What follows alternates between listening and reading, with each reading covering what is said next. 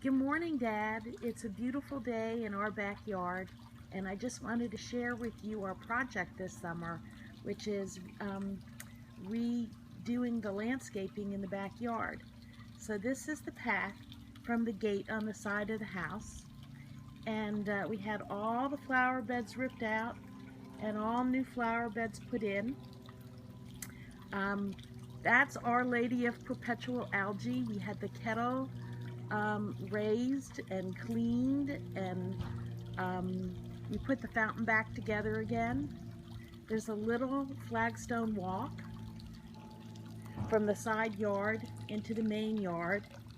There are a bunch of new plants in here. These are yews and agapanthus, drift roses, lamanda breezes, daylilies, camellias, and these are my favorites. These are these patio trees.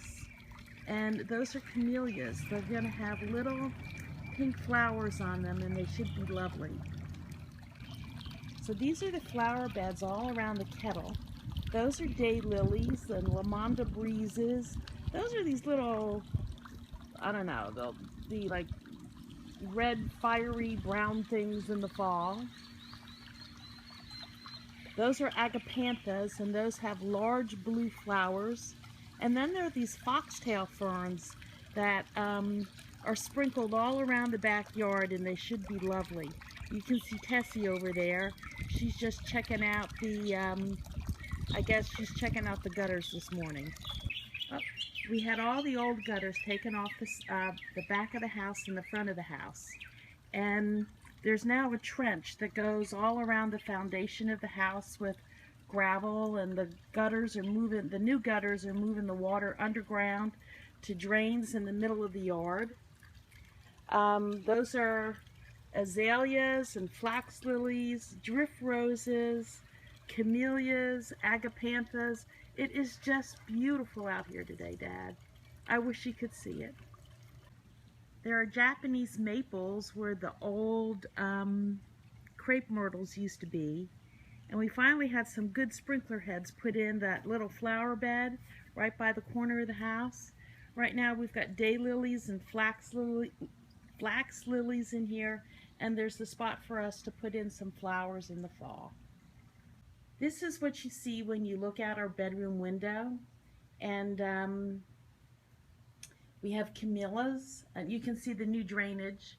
These are all those new gutters, those half-round gutters. They're so pretty. And we've got another Japanese maple. There's a spot here for some more flowers.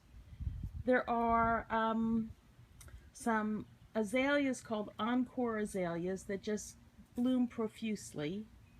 And the agapanthus that will have large blue flowers. And of course some more drift roses. This is a big deal. We put in a drain so that all the water from the patio is now directed toward this drain, and it's connected to all the main drainage in the house and all goes to the front yard. We had these are some transplanted flax lilies, and they seem to be doing just fine. They were in another part of the yard before. We've got more azaleas and more of these yews. They don't look like very much. Those little floppy looking things in the back. They don't look like much right now, but those will fill in and become a big hedge.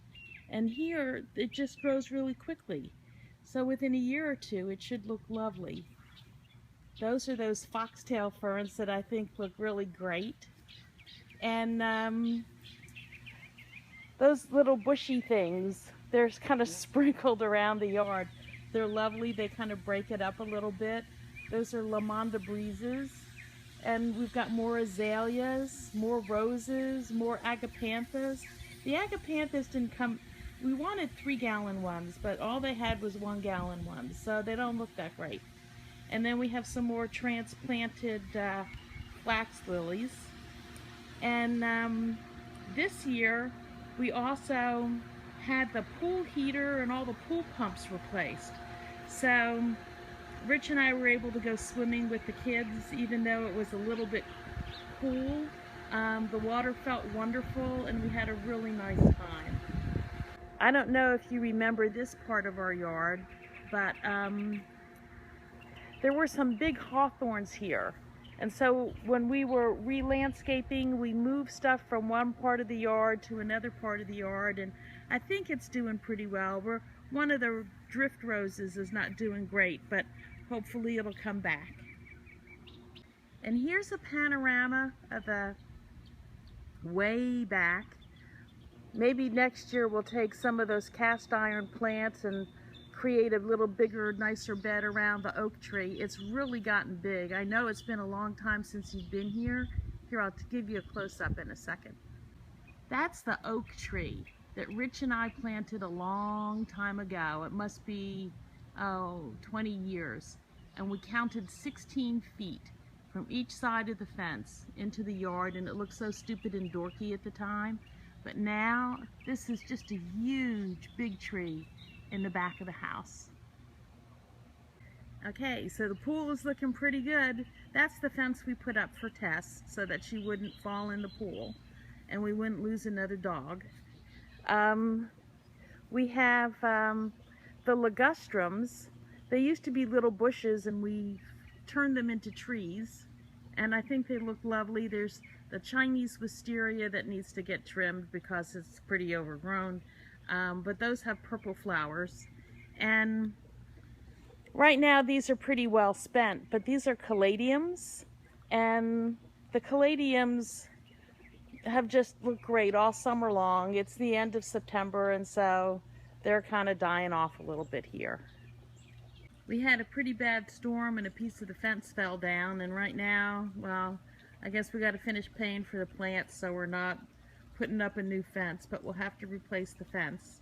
And this is just a little panoramic view of the back of the house. There's Our Lady of Perpetual Algae over there. And as we move around, that's my office in the far corner. Yeah, one of the mandavillas died. It's a vine. And oh, you can see Tess, that's the back of the house. The new gutters, flowers, the trees. We still have your old patio furniture back here. That's our bedroom. The vegetable bed, well, it doesn't look so great. I think we're going to take that out and stop growing vegetables and put some fruit trees in there. And the pool. I miss you. Bye.